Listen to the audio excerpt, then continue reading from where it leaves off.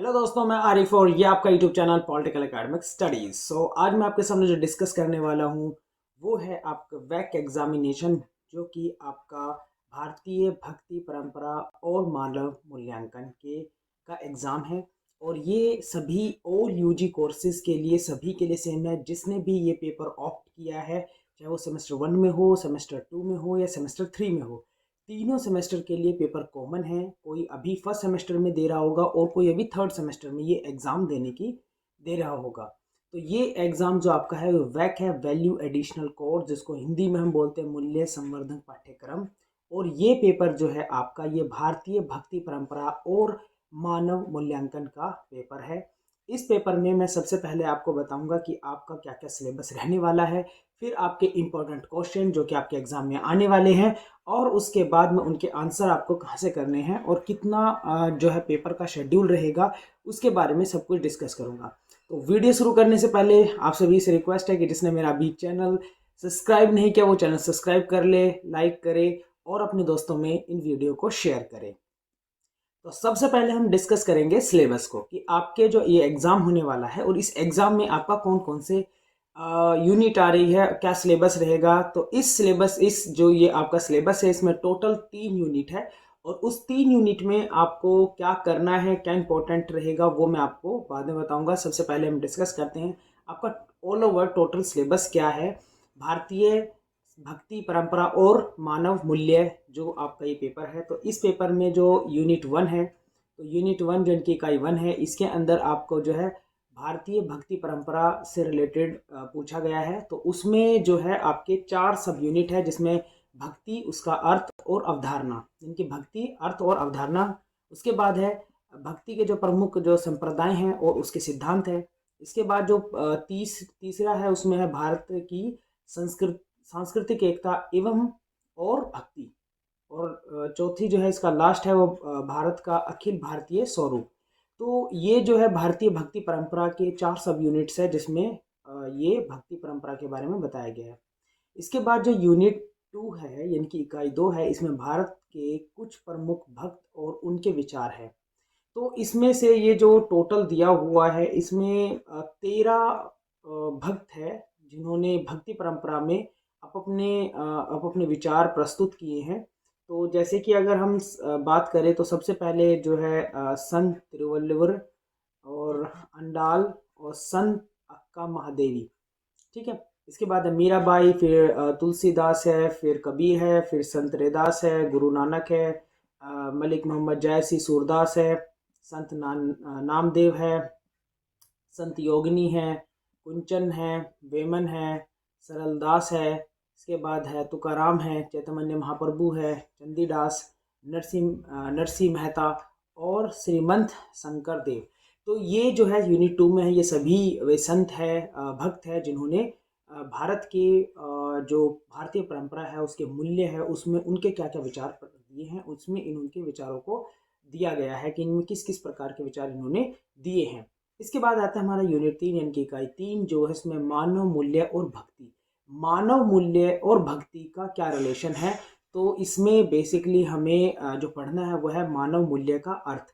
तो इस तरीके से जो है हमारा सिलेबस रहा। और ये सिलेबस जो है, जैसे कि मैंने आपको बताया, ये सिलेबस आपका 3 भागों में विभक्त है, और 3 भाग जो है तीनों के तीनों आने वाले हैं।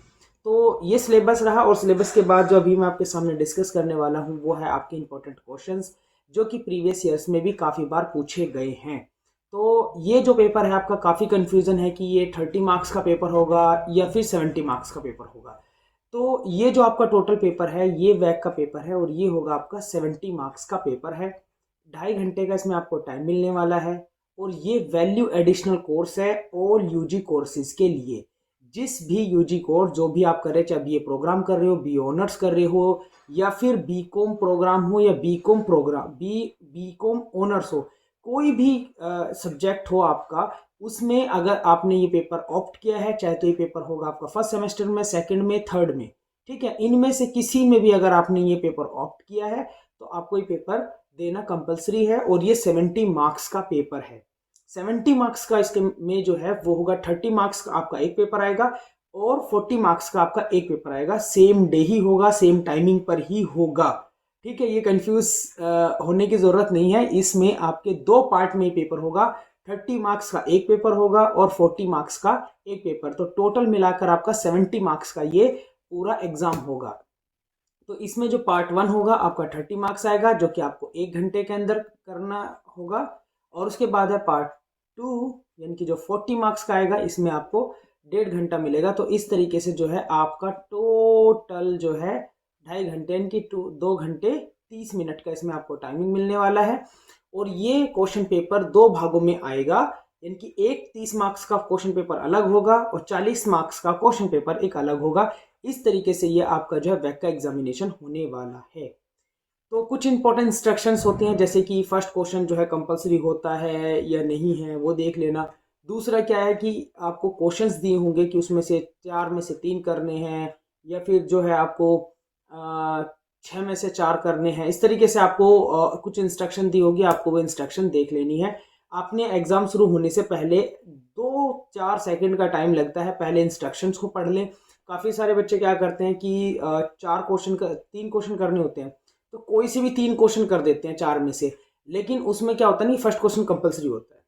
ठीक है, तो ये चीज़ एक बार ध्यान से देख ले। अब मैं बताने वाला हूँ को इम्पोर्टेंट क्वेश्चंस, तो जो कि प्रीवियस ईयर क्वेश्चन पेपर में भी पूछे गए हैं बहुत सी बार। और जो है काफ़ी सारे क्वेश्चन ऐसे जो पहले आ चुके भी हैं, और काफ़ी सारे क्वेश्चन इसमें जो इंपॉर्टेंट है, जो कि आपके सिलेबस के बिल्कुल रिगार्डिंग है। तो जैसे कि फर्स्ट क्वेश्चन जैसे कंपलसरी आएगा, तो कंपलसरी आएगा तो उसमें इस टाइप के क्वेश्चन पूछे जाएंगे, जैसे कि मैंने कुछ इंपॉर्टेंट्स आपको बताए हैं इस टाइप के। हालांकि एग्जैक्ट ये भी आ सकते हैं, नहीं भी आ सकते। ठीक है, प्रोबेबिलिटी तो यही है कि यही आ जाए। तो जैसे कि आपको 3 ऑप्शन दिए होंगे, 3 में से कोई 2 करने होंगे, लेकिन मैंने यहाँ पर कुछ ज़्यादा ऑप्शंस दिए हैं, वो इसलिए ताकि आप अपनी अच्छी तरह तैयारी कर सकें किस तरीके से आ सकता है। जिस तरीके से मैं बता रहा हूँ आ सकता है, कर लेना इस तरीके से। ठीक है, जैसे कि अगर शॉर्ट नोट में पूछे तो शॉर्ट नोट में आपको बहुत ही कम लिखना है, क्योंकि इसमें आपको टाइमिंग बहुत लिमिटेड है। आप ये मत करना कि एक पेज 2-2 3 4 4 4 5 5 पेज लिखना स्टार्ट कर दें, इतना टाइमिंग नहीं मिलेगा आपको। आपको 1 घंटा है और 3 क्वेश्चन करने हैं, तो आप अराउंड मान लें कि आपको 20 मिनट में एक क्वेश्चन निपटाना है। ठीक है, अगर आप 20 मिनट में जितना भी लिखा जाए, 10 लाइन लिखी जाए, 2 पेज लिखे जाए, 10 पेज लिखे जाए, जितना भी 20 मिनट के अंदर आप लिख सकते हैं लिख ले। ठीक है, ये चीज क्या है, इसी तरीके से आप सभी क्वेश्चन अटेम्प्ट कर पाएंगे, नहीं तो नहीं कर सकते। ठीक है, जैसे कि मैंने प्रीवियस क्वेश्चंस में देखा, जैसे सेक का आपका एग्जाम हुआ था, वो काफी सारे एग्जाम चेक हुए हैं, तो उसमें देखा है कि काफी सारे बच्चों ने ना एक ही क्वेश्चन अटेम्प्ट किया है, और वही 8-9 पेज का लिख दिया, तो 1 घंटे में लिखा जाएगा, वैसे ही टाइम आउट। ठीक है, तो आपके 2 क्वेश्चन रह गए। आप उसमें कितना अच्छे लिखे, 10 में से 7-8 मिल सकते हैं, 10 में से 10 भी बहुत रेयर चांस है 10 में से 10 मिल जाए। तो 20 नंबर का तो आपने छोड़ ही दिया। तो इसमें ध्यान रखें कि आपको सभी क्वेश्चन अटेम्प्ट करने हैं, क्वेश्चन अटेम्प्ट करने के भी नंबर मिलते हैं। ठीक है, तो जैसे कि अगर हम फर्स्ट क्वेश्चन की बात करें, तो इसमें भक्ति का अर्थ, या फिर पूछा जाता है भक्ति के विभिन्न संप्रदाय कौन कौन से हैं, और नवधा जो भक्ति है उसका क्या रोल है, इसके बारे में पूछा जा सकता है। उसके बाद जो है संत तिरुवल्लुवर जो है उनके बारे में पूछा जा सकता है। इसके बाद सूरदास की जो भक्ति है और सूरदास की सखा भक्ति है, उसके बारे में पूछा जा सकता है। इसके बाद आ जाएगा शंकर देव का काव्य, या काव्य में उनकी वैचारिक भूमि क्या रही है। इसके बाद जो है आपका आ जाएगा अक्का महादेवी की काव्य में जो स्त्री चेतना है, उसके बारे में पूछा जा सकता है। इसके बाद है अष्टमार्गीय भक्ति। उसके बाद है अद्वैतवाद की प्रमुख विशेषताएं कौन सी है, और शुद्ध देवतावाद, इन दोनों में से कोई भी आ सकता है। इसके बाद है संत नामदेव। ठीक है, जो मैंने आपको ये बताए हैं, ये आपका टोटल मिलाकर फर्स्ट क्वेश्चन इस तरीके का आ सकता है, जिसमें आपको फर्स्ट में जो करना है वो शॉर्ट्स में करना है। और शॉर्ट्स में आप किस तरीके से कर सकते हैं कि 1 से 1.5 पेज का अपना आंसर बना के चले, इससे ज़्यादा ना करें, क्योंकि इससे ज़्यादा करेंगे तो आपका जो है टाइम लैप्स होता चला जाएगा, और आप जो है 2 क्वेश्चन या आगे के जो क्वेश्चन है उनको ध्यान से नहीं कर पाएंगे। ठीक है, इसके बाद आता है हमारा क्वेश्चन नंबर 2, जो कि लॉन्ग क्वेश्चन है। ठीक है, इसमें किस तरीके से क्वेश्चन पूछा जा सकता है, इसमें पूछा जा सकता है कि भारतीय भक्ति परंपरा में मानव मूल्यों के महत्व पर प्रकाश डाले। इस क्वेश्चन को 100%, ये 3 क्वेश्चन जो मैं आपको बता रहा हूँ, ये 3 क्वेश्चन आपस में कोरिलेटेड है, ठीक है। इनको बिल्कुल करके जाए, क्योंकि इनमें से शायद एक क्वेश्चन 100% आ जाए। जैसे कि भारतीय भक्ति जो परंपरा है उसमें जो मानव मूल्य है उनके महत्व पर प्रकाश डालना है कि किस प्रकार से भक्ति परंपरा के अंदर मानव मूल्यों को महत्व दिया गया है। इसी क्वेश्चन को इस तरीके से पूछा जा सकता है जैसे कि पाठ्यक्रम में निर्धारित कवियों में से किन्हीं 2 कवियों के मानव चेतना पर प्रकाश डालिए। तो बहुत सारे ऐसे जैसे विचारक मैंने बताए आपको, जो है कवि बताए मैंने, जिनमें से आपको किन्हीं 2 को लेना है, जैसे कबीर को ले ले, सूरदास को ले ले, ठीक है। तो किसी को भी किसी के भी बारे में अगर आपने पढ़ रखा है तो उसके बारे में आपको उनकी जो मानव मूल्य चेतना है उस पर अपने विचार, उस पे जो है उनके कवियों के विचारों को बताना है। ये क्वेश्चन इस तरीके से भी आ सकता है। इसमें देखो डायरेक्ट कवि का नाम दे रखा है, डायरेक्ट दे रखा है कविता के बारे में कि मानव मूल्य के संदर्भ में शंकर देव की कविताओं का महत्व बताइए, ठीक है। ये शंकर देव की कविताओं में अभिव्यक्त जो है मानव मूल्यों के महत्व पर संक्षिप्त निबंध लिखिए। तो ये देखो डायरेक्ट भी दे सकते हैं, किसी कवि का नाम दे के भी दे सकते हैं कि उसके जो है कविता के अंदर किस प्रकार से उन्होंने मानव मूल्य के महत्व को समझा। मानव मूल्य पे 100% एक क्वेश्चन आएगा ही आएगा, मानव मूल्य पर, ठीक है। इसके बाद आते हैं हम question number 3। Question number 3, Kabir के दोहों के आधार पर सिद्ध कीजिए कि वह एक समाज सुधारक भी है, ठीक है। तो उन्होंने अपने दोहों के साथ साथ में, अगर हम देखें तो उन्होंने अपने दोहों के साथ साथ में बहुत सारे दोहे ऐसे लिखे हैं, ऐसे गाए हैं जो कि वो ये बताने की कोशिश करते हैं कि इन्होंने कहीं ना कहीं समाज में एक सुधार का काम किया है और उन्हें सुधारकवाद के रूप में भी जाना जाता है। या फिर उनके जो है कबीर दास के जो है हास्य वाद पर जो है विचार कीजिए। तो क्वेश्चन किसी तरीके से भी आए लेकिन कबीर पर पढ़ के जाए, क्योंकि कबीर पर हर बार कोई ना कोई क्वेश्चन जरूर पूछ लिया जाता है। इसके बाद आ जाते हैं लालदय। लालदय की कविताओं में मानव मूल्य की अभिव्यक्ति पर विचार कीजिए। जो मैंने मानव मूल्य वाला जो क्वेश्चन बताया उसमें किसी का भी पूछ सकते हैं, लेकिन मानव मूल्य क्या है ये बेसिक प्रिंसिपल है, बेसिक सिद्धांत है, इस पर आप जरूर याद कर कर जाएं। इसके बाद आता है हमारे क्वेश्चन नंबर 5। क्वेश्चन नंबर 5 में जो तुलसीदास का जो काव्य और अभिव्यक्त लोक मंगल की भावना पर विचार कीजिए। इसमें तुलसीदास जी के बारे में पूछा जा सकता है, तुलसीदास जी का जो उनका काव्य है उसके बारे में इसमें पूछा गया है। इसके बाद आता है क्वेश्चन नंबर 6। तो क्वेश्चन नंबर 6 जो है इसमें भक्ति की अवधारणा को स्पष्ट करते हुए भक्ति के विभिन्न प्रकारों पर चर्चा कीजिए, या भक्ति के जो विभिन्न संप्रदाय हैं उनके ऊपर चर्चा कीजिए। देखो वर्डिंग कुछ भी हो सकती है लेकिन आपको ये करके जाना है। एक तो मानव मूल्य वाला क्वेश्चन जरूर कर ले, एक भक्ति वाला क्वेश्चन जरूर कर ले कि भक्ति की अवधारणा क्या है, उसकी क्या क्या कौन कौन से विभिन्न संप्रदाय हैं, या भक्ति काव्य का इतिहास पर या उसके काव्य के विकास यात्रा पर जो है एक संक्षिप्त जो है निबंध लिखिए। या फिर भारत को जो भक्ति काव्य ने पूरे भारत को जोड़ने का एक माध्यम बना, किस तरीके से पूरे भारत को जोड़ने का काम भक्ति काव्य ने किया, इसके ऊपर ही पूछा जाता है। तो तीनों क्वेश्चन कहीं ना कहीं एक जैसे ही हैं, थोड़ा थोड़ा सा फर्क है। तो आपको जो है इस तरीके के भक्ति काव्य और भक्ति अवधारणा से बिल्कुल एक क्वेश्चन करके जाना ही जाना है।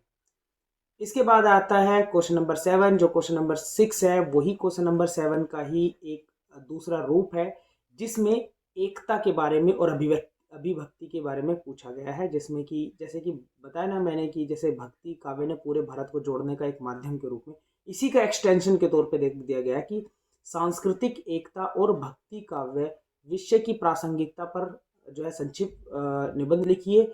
या फिर भारतीय सांस्कृतिक एकता में भक्ति काव्य का महत्व बताइए।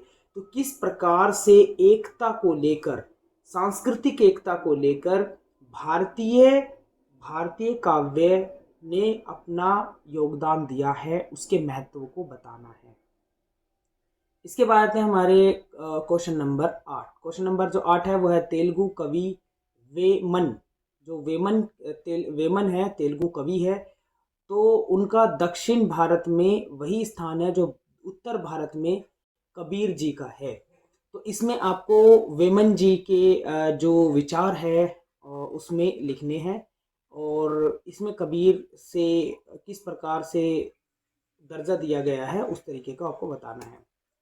इसके बाद था क्वेश्चन नंबर 9। क्वेश्चन नंबर 9 है वो है भक्ति काल हिंदी साहित्य का जो है स्वर्ण युग है। भक्ति काल जो है भारत हिंदी साहित्य का जो है वह स्वर्ण युग है और मानव मूल्य के संदर्भ में इस पर विचार कीजिए। तो ये जो पेपर है आपका मानव मूल्यों के आधार पर है और मानव मूल्यों के आधार पर भक्ति काल जो है हिंदी का स्वर्ण युग माना जाता है, तो उस पर अपने विचार प्रस्तुत करने हैं।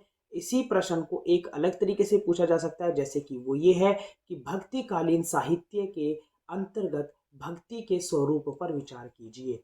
ठीक है, दोनों क्वेश्चन कहीं ना कहीं यही है कि भारतीय साहित्य में भक्ति काल का क्या महत्व है उस पर अपने विचार प्रस्तुत करने हैं। इसके बाद जो है क्वेश्चन नंबर 10। क्वेश्चन नंबर 10 जो है वो आपका रैदास से रिलेटेड है। तो रैदास समाज व्यवस्था का चित्रण करते हुए नैतिक मूल्य की स्थापना का जो लक्ष्य लेकर चले उसको स्पष्ट करना है। या फिर इसको इस तरीके से पूछा जा सकता है कि रैदास की भक्ति भावना पर प्रकाश डालिए। तो ये दोनों क्वेश्चन थोड़ा सा अंतर है, लेकिन कहीं ना कहीं रैदास जी के बारे में इसमें पूछा गया है और उनके जो समाज को लेकर जो उनका चित्रण है, मानव मूल्यों को लेकर, उस पर उनका जो विचार है उसको स्पष्ट करना है। इसके बाद हम क्वेश्चन नंबर 11 पर। क्वेश्चन नंबर 11 जो है वो मलिक मोहम्मद जायसी जी जो है, जो जायसी जी के भक्ति भावना पर विचार प्रकट कीजिए। और इसको दो तीन विचारक है जिसमें सूरदास जी है, जायसी जी है और राघव वल्लभ जी है। तो इनमें से तीनों के भक्ति जो पद्धति है, भक्ति परंपरा है, भक्ति विशेषता है, ये भक्ति पर इनकी क्या क्या विचार हो सकते हैं, इसके बारे में पूछा जा सकता है। इसके बाद हम सीधा क्वेश्चन नंबर 12 पर। प्रश्न नंबर जो 12 है उसमें मीराबाई के बारे में पूछा गया है। तो मीराबाई के जो पद है उनमें वर्णित भक्ति भावना, तो ये जितने भी आप क्वेश्चन देख रहे हैं इसमें मानव मूल्य, भक्ति भावना बहुत इंपॉर्टेंट है। तो आप सभी विचारक जो जो मैंने बताए इसकी थोड़ा थोड़ा सा भक्ति भावना, स्त्री चेतना, तो ये कहीं ना कहीं क्वेश्चन पूछे गए हैं अभी तक जितने भी पेपर आए हैं। ये उन्हीं सभी क्वेश्चंस को लिया गया है और इसमें ही इंपॉर्टेंट क्वेश्चंस आपके लिए बनाए गए हैं। तो ये सभी जो मैंने आपको बताए हैं ये 12 इंपॉर्टेंट क्वेश्चंस है आपके लिए। इसमें आपको जो है जितने क्वेश्चन मैंने बताए हैं इन क्वेश्चंस को तो बिल्कुल से करके ही जाना है और अपनी तरफ से आपको जितना पढ़ना है, जितना करके जाना है वो कर ले। क्योंकि हालांकि अभी तक मैंने जितने भी क्वेश्चंस बताए हैं, जितने भी क्वेश्चंस बताए हैं जिस भी सब्जेक्ट के, वही आए हैं। होपफुली कि इसका भी यही क्वेश्चंस आएंगे। अब जो है मैं आपको बताने वाला हूं कि आपको इनके आंसर कहाँ से करने हैं। ठीक है, तो जो ये वाली बुक है, ये बुक आपको एसओएल के जो स्टूडेंट है सभी के सभी उनको ये बुक जो है मिली हुई है हार्ड कॉपी में। अगर उनके पास ये हार्ड कॉपी में नहीं है, इनके बुक फॉर्म में उनके पास नहीं है, तो ये जो आप वीडियो देख रहे हैं इस वीडियो के डिस्क्रिप्शन में लिंक दिया हुआ है और वो लिंक है टेलीग्राम चैनल का। उस टेलीग्राम के चैनल से जाकर आप सीधा क्या कर सकते हैं, इस बुक को वहां से डाउनलोड कर सकते हैं। एसओएल की वेबसाइट पे भी ये बुक है और मेरे डिस्क्रिप्शन में भी इसके लिंक दिया हुआ है, वहां से भी आप डाउनलोड कर सकते हैं। आपको करना कैसे, आंसर कैसे लिखना है। मान लो आपका एक लॉन्ग क्वेश्चन आ जाता है 10 नंबर का, ठीक है, तो 10 नंबर का जो आपका क्वेश्चन आएगा उस 10 नंबर के क्वेश्चन में मान लो आपको लॉन्ग क्वेश्चन जितने आएंगे वो 10 नंबर का आएगा, पर क्वेश्चन 10 नंबर का। ठीक है, मान लो 30 नंबर का पेपर है, ठीक है, तो 30 नंबर का पेपर में 3 क्वेश्चन करने हैं तो 10 नंबर का एक क्वेश्चन हो गया। 40 नंबर का पेपर है तो 40 नंबर के क्वेश्चन में 4 क्वेश्चन करने हैं तो एक क्वेश्चन हो गया आपका 10 नंबर का। तो इस तरीके से आप कर सकते हैं। आपको आंसर कैसे लिखना है, जैसे कि ये आपका क्या हो गया, वो पहला क्वेश्चन अगर इस तरह से पूछता है, भक्ति परंपरा के बारे में पूछता है, भक्ति क्या है, भक्ति की परंपरा क्या है, उसकी उसकी का अर्थ क्या है, उसकी अवधारणा क्या है, तो आपको सीधा क्या है कि सबसे पहले छोटी सी प्रस्तावना लिख देनी है जैसे कि इसमें दी हुई है। तो भक्ति काल हिंदी का जो है गौरवशाली काल माना जाता है और इस काल में भक्ति का जो है चतुर्मुखी विकास हुआ। तो इस तरीके से आपको छोटा सा इसका क्या लिख देना है, एक प्रस्तावना लिख देनी है। उसके बाद में भक्ति का अर्थ और अवधारणा इसको बता देना है आपको, कब से ये काल स्टार्ट हुआ, कब से नहीं, थोड़ा सा इसमें इसको बता दें। और इस तरीके से थोड़ा थोड़ा सा कब से कौन कौन से इसके अर्थ है और इसकी क्या क्या अवधारणा है, इस तरीके से जो है कुल मिलाकर आपका जो है ये वाला प्रश्न हो जाएगा। तो इस तरीके से जस्ट मैंने एग्जाम्पल जो आपको बताया है, इस तरीके से आप इस बुक से बहुत ईजी से कर सकते हैं, क्योंकि ये बुक आपके लिए सफिशिएंट है। अदर से नोट्स, अदर से कुछ भी पढ़ने की आपको जरूरत नहीं। अगर आपके पास ये बुक है तो आप इजीली सब कुछ कर सकते हैं, क्योंकि इस बुक में बहुत कुछ है। सारे आंसर आपके मिल जाएंगे, जितने मैंने क्वेश्चंस आपको बताए उन सब के आंसर इसी बुक में मिल जाने हैं आपको। ठीक है, तो आई होप कि आपको ये वीडियो पसंद आई होगी। अगर आपको वीडियो पसंद आई है तो आप ये वीडियो अपने दोस्तों में शेयर करें, लाइक करें, सब्सक्राइब करें। Thank you.